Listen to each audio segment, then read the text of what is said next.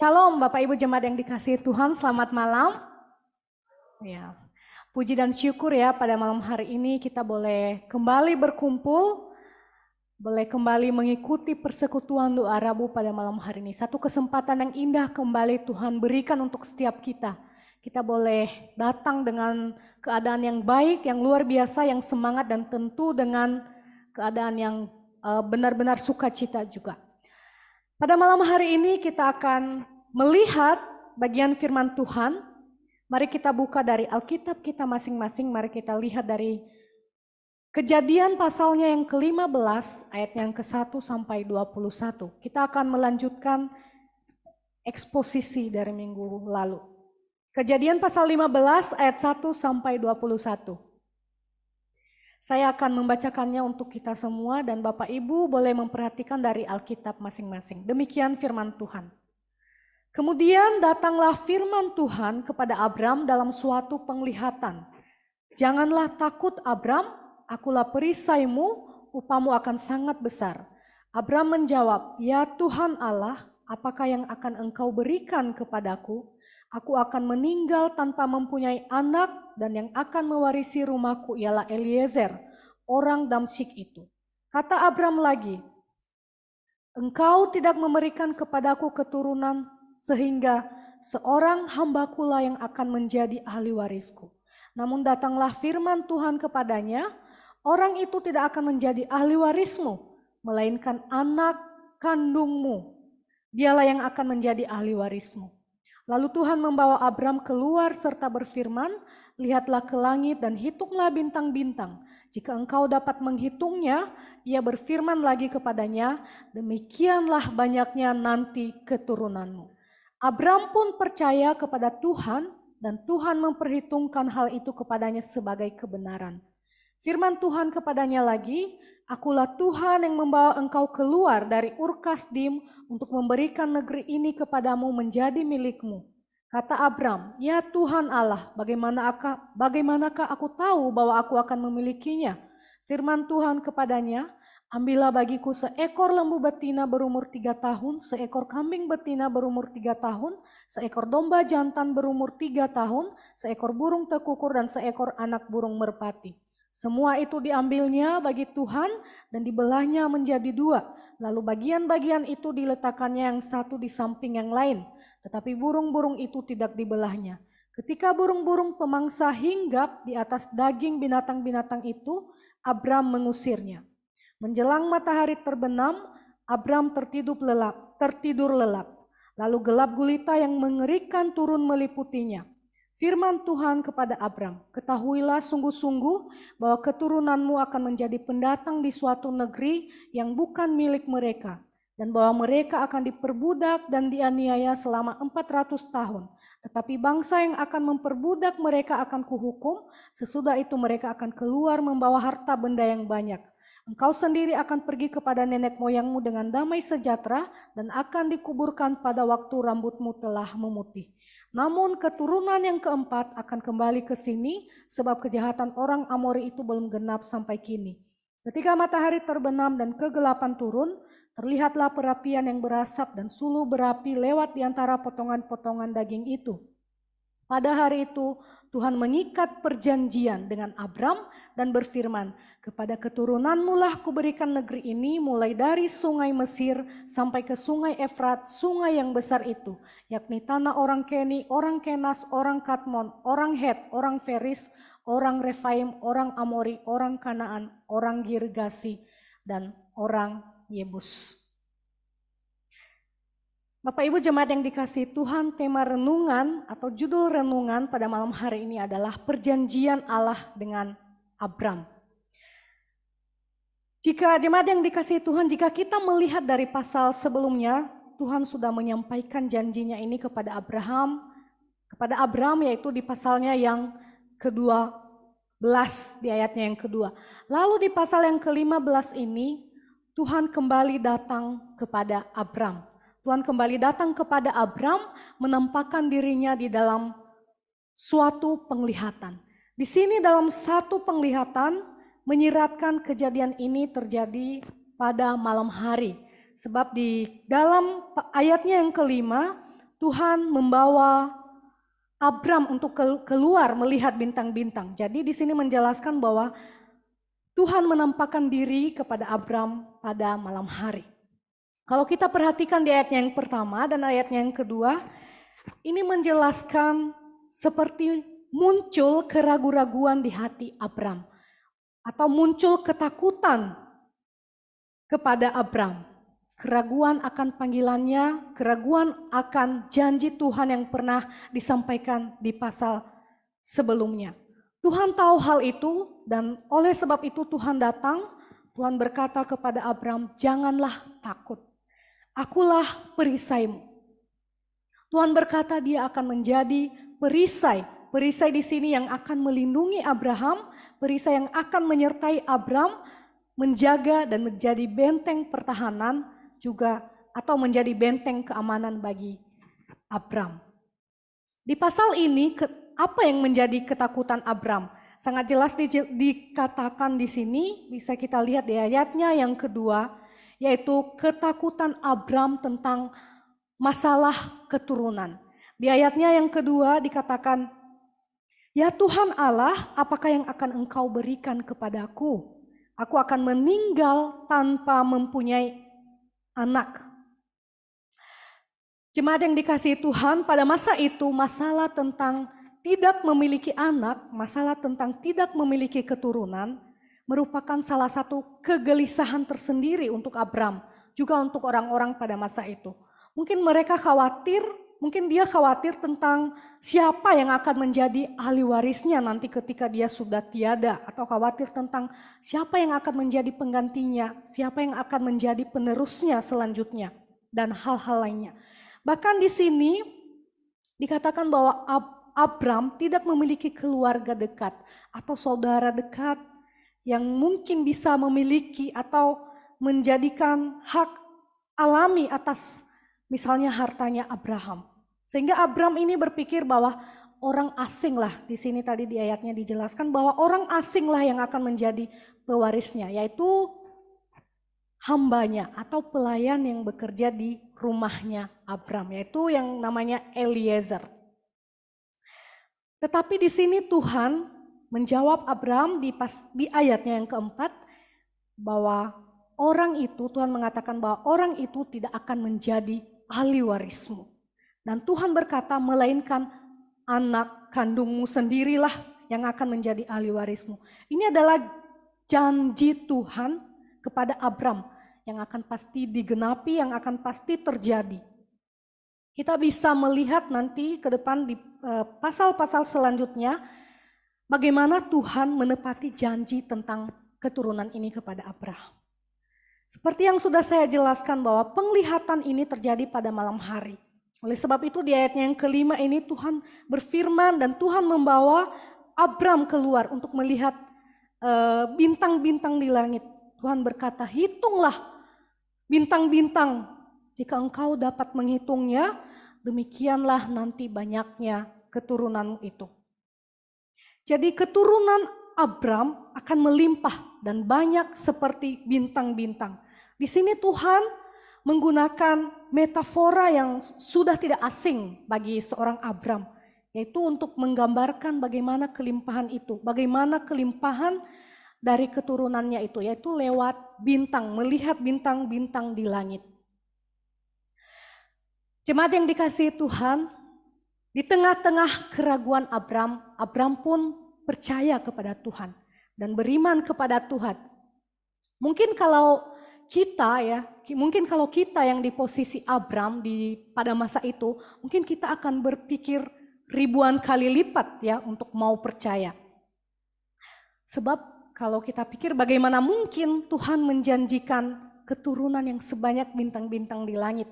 Bagaimana mungkin itu bisa terjadi? Ditambah lagi dengan keadaan Abram yang sudah berumur dan mengingat istrinya sudah mati haid.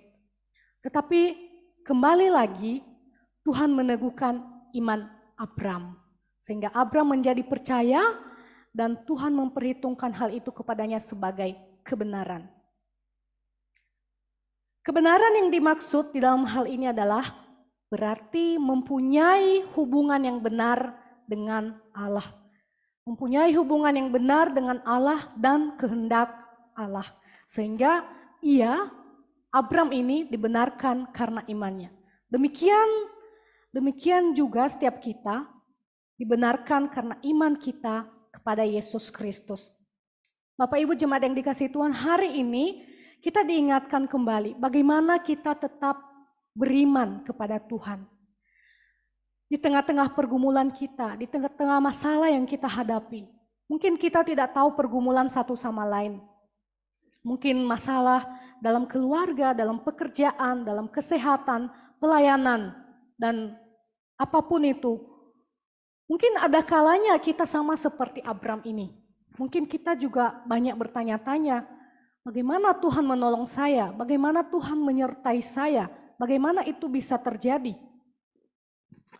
Misalnya kita masalah perekonomian kita, bagaimana Tuhan mencukupkan apa yang saya butuhkan? Saya butuh ini, saya butuh itu.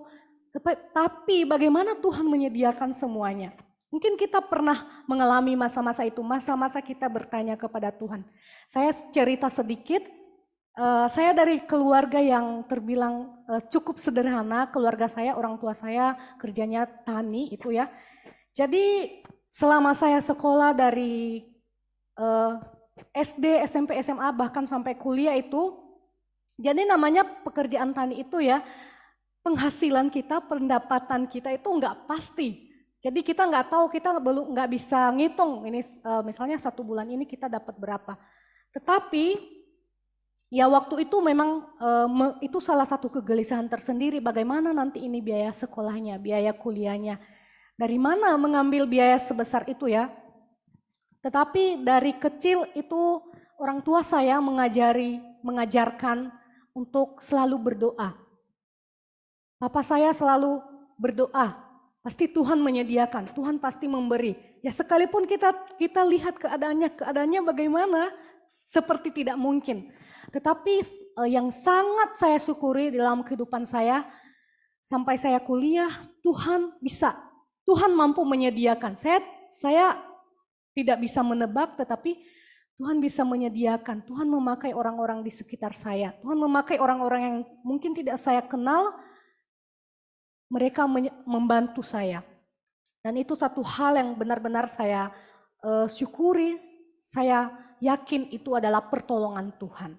Dan mungkin Bapak Ibu juga mempunyai pergumulan sendiri. Tetapi pada malam hari ini biarlah kita tetap teguh. Biarlah kita tetap teguh di dalam iman setiap kita. Sekarang pertanyaannya, bagaimana atau apa bukti kalau kita betul-betul beriman kepada Tuhan? Kalau kita betul-betul yakin kepada Tuhan, yaitu lewat ketaatan kita, lewat kesetiaan kita kepada Tuhan Yesus.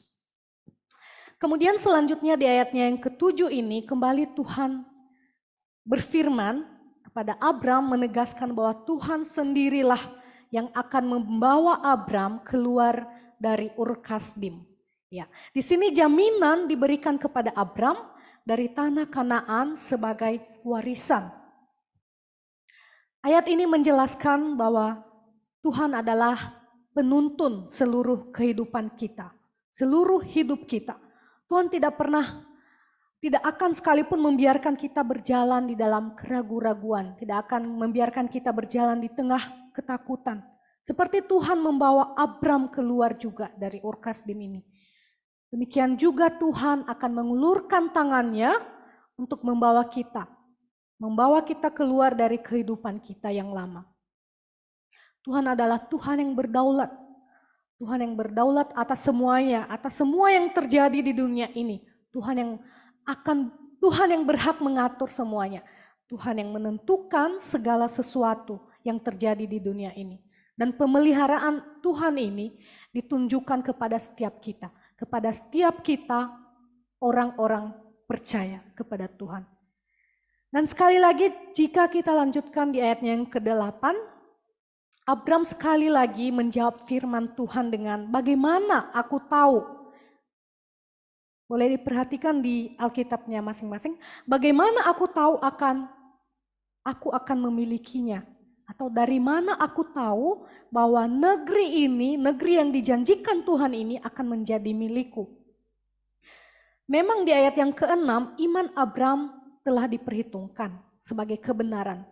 Tetapi Abram di sini kembali bertanya kepada Tuhan atau mengungkapkan keinginannya. Keinginan di sini yaitu Abram menginginkan tanda dari Allah. Tanda di sini bertujuan untuk meneguhkan iman Abram, imannya sendiri. Abram percaya, tetapi di sini dia hanya meminta sebuah tanda. Dia meminta sebuah tanda kepada Tuhan, berdoa kepada Tuhan, supaya guna minta tanda dalam menghadapi ketidakpercayaannya, dikala dia mungkin menghadapi masa-masa sulit ke depan. Setiap kita juga sebagai orang percaya, tentu kita semua membutuhkan pertolongan. Kita semua merindukan pertolongan dari Tuhan untuk bagaimana Tuhan meneguhkan iman kita, mengokohkan iman setiap kita. Supaya di saat kita punya masalah, kita punya persoalan yang berat, kita menghadapi sesuatu yang benar-benar di luar batas kemampuan kita tidak menjadi goyah. Jadi kita butuh pimpinan Tuhan itu. Dan Allah menerima Abram di sini bukan karena imannya sempurna, tetapi karena kasih Allah yang sempurna. Bahkan di tengah-tengah keraguan Abram, di tengah-tengah ketakutan Abram, Allah menerima dia. Dan demikian juga kita. Tuhan menerima kita karena kasih setianya. Selanjutnya di ayatnya yang ke-9 sampai di ayatnya yang ke-11, di sini Abram mengikuti seperti apa yang Tuhan minta. Seperti apa yang Tuhan perintahkan kepadanya. Boleh kita perhatikan di ayatnya yang ke-9 sampai 11. Allah memerintahkan Abram untuk mempersiapkan persembahan korban. Persembahan korban ini adalah persembahan yang akan dijadikan sebagai tanda nanti untuk Abram. Untuk persembahan korban ini pun Allah tidak sembarangan, tetapi Allah memilih dan menentukan jenis binatang apa yang harus disediakan oleh Abram itu. Misalnya salah satunya korbannya berumur 3 tahun. Pada masa itu di umur 3 tahun, binatang-binatang yang sudah disebutkan di ayat tadi itu adalah binatang-binatang yang sedang di masa-masa puncak pertumbuhannya, di masa-masa kekuatannya atau sedang jaya-jayanya. Ini berarti untuk setiap kita juga diminta, kita juga harus melayani Allah dengan milik kita, dengan kepunyaan kita yang paling baik, yang paling terbaik untuk kita persembahkan kepada Tuhan. Abram melakukan persiapan-persiapan itu seperti yang telah diminta Tuhan, seperti yang telah ditentukan Tuhan, seperti yang telah diperintahkan oleh Tuhan. Dan Abram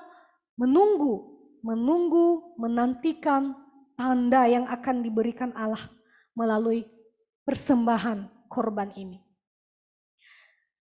Di ayatnya yang ke-17, akhirnya perjanjian Allah dengan Abram disahkan. Di ayatnya yang ke-17 dikatakan, ayatnya yang ke-17, ketika matahari terbenam dan kegelapan turun, terlihatlah perapian yang berasap dan suluh berapi lewat di antara potongan-potongan daging itu. Setelah penantian yang panjang dari Abram, ketika matahari terbenam, maka terlihatlah perapian, terlihatlah potongan-potongan daging yang sudah dibelah oleh Abram, perapian yang berasap dan suluh berapi lewat di antara potongan-potongan daging itu. Lewat perapian yang berasap dan suluh yang bernyala, di antara potongan-potongan daging yang tadi sudah disiapkan itu, ini menegaskan bahwa perjanjian Allah sekarang sedang dibuat dengan Abram, sekarang sedang disahkan dengan Abram. Sehingga Abram memiliki dan mendapatkan penghiburan yang teguh akan imannya.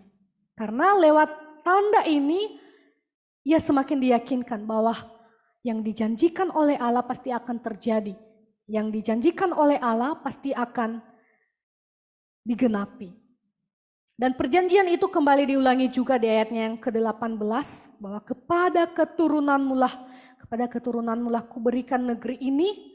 Dan ini bisa kita baca sampai ayatnya yang ke-21, yang merupakan daftar 10 suku, daftar 10 bangsa yang ada di Kanaan yang nanti akan menjadi milik Abram. Kemudian Bapak Ibu yang dikasihi Tuhan, di dalam pasalnya yang ke-15 ini juga dijelaskan nubuat tentang keturunan Abram. Di sini kita bisa melihat bagaimana rancangan Allah terhadap keturunannya. Ada di ayatnya yang ke-12, dari ayatnya yang ke-12 hingga yang ke-16. Ketika Abram tertidur, turunlah gelap gulita, datang meliputinya, dan firman Tuhan menubuatkan bahwa bangsa Israel akan diperbudak selama 400 tahun. Ini adalah kondisi keturunan Abram ke depan yang menderita di dalam waktu yang sangat panjang, waktu yang sangat lama. Mereka akan menjadi orang asing, mereka akan menjadi hamba, dan mereka akan menderita. Ini adalah kondisi dari keturunan Abram. Ada saat-saat di mana Tuhan membiarkan umatnya untuk menderita. Ada saat-saat di mana Tuhan membiarkan umatnya untuk ditindas, dianiaya. Tetapi akan tiba juga saatnya bahwa penindasnya atau orang yang memperbudaknya itu akan dihukum oleh Allah. Dan pemenangnya dan kemenangan akan didapatkan oleh umat Allah. Jadi Bapak Ibu yang dikasihi Tuhan, pada waktu Abram takut, pada waktu Abram memiliki keraguan-raguan, Tuhan memberikan firman-Nya. Pada waktu Abram meminta tanda untuk diyakinkan, Tuhan juga kembali memberikan firman-Nya. Hal ini menjelaskan kepada setiap kita pada malam hari ini, bahwa begitu pentingnya firman Tuhan itu untuk iman dan keyakinan setiap kita. Saat ini untuk setiap kita, apakah kita saat ini sudah memprioritaskan untuk belajar firman Tuhan? Apakah saat ini kita sudah benar-benar mencari firman Tuhan itu sebagai alat untuk menguatkan iman kita, sebagai alat untuk menguatkan keyakinan kita kepada Tuhan? Apakah kita sudah melakukannya di dalam kehidupan kita? Tuhan memberikan kita semua iman. Tuhan memberikan kita semua iman, dan biarlah kita memiliki iman itu. Biarlah kita memiliki keyakinan itu, memiliki kesetiaan sama seperti Abram di sini. Meskipun kita belum tahu, kita masih bertanya-tanya, kita belum melihat, bahkan kita belum menerima suatu tanda, suatu mukjizat yang kita nanti-nantikan. Tetap yakin seperti Abram, tetap percaya seperti Abram, bahwa janji Tuhan ini adalah ya dan amin. Dan Tuhan tidak pernah ingkar janji sekalipun, Tuhan tidak pernah meninggalkan kita. Tuhan adalah Tuhan yang setia sampai akhir. Tuhan adalah Tuhan yang akan menepati janjinya untuk setiap kita orang-orang percaya. Amin. Biarlah kebenaran firman Tuhan pada